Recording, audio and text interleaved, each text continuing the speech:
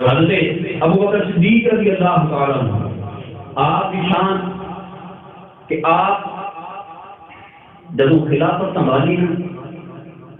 تو کچھ لوگ کلمہ چھڑ کے مرتد ہو گئے، دین اسلام میں چھڑ کے مرتد ہو گئے نبی علیہ السلام کے وصال کے بعد۔ کچھ صحابہ تو کچھ مرتد حضرت ابو بکر صدیق کی شان اندر گئے، آپ کی خدمت سے بات کے اندر گئے تو جا کے آخر لگے کہ رجی ایسی سختی نہ کرے کرو، ٹھیک لوگوں سے کلمہ چھڑ کے کافر ہونے لگے،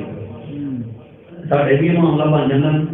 تو مسئلہ پیش ہو جائے نا۔ ڈاکٹر پتا کہ اپنی اپنی ایک سوچ ہوتی ہے، کسی غلط نہیں ہوتے، سوچ ہوتی ہے کہ یار نہیں این سختی نہیں ہونی چاہیے۔ ابو بکر صدیق نے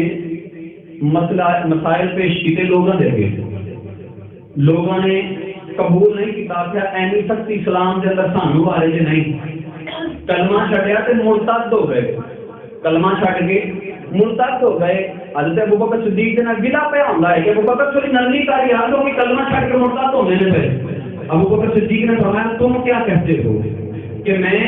شعر سناؤں؟ الفاظ نے حدیث سے فرمایا میں جادوگروں سے ان کو کرتب دکھاؤں، انہیں شعر سناؤں کہ یہ لوگ اللہ کی طرف آتے رہیں؟ فرمایا نہیں، مجھے اللہ کی عزت کی قسم ہے ابو بکر صدیق کے ہاتھ میں جب تک تلوار ہے ہر اس انسان سے جہاد کرے گا جس کے ذمے کو رسی تھی کہ جو دودھ دھوتے وقت جانور کی ٹانگوں پر باندھتے ہیں کہ وہ مارے نہیں، اگر وہ رسی تھی اسے زکات میں نہ دی، ابو بکر صدیق اس سے جہاد کرے گا،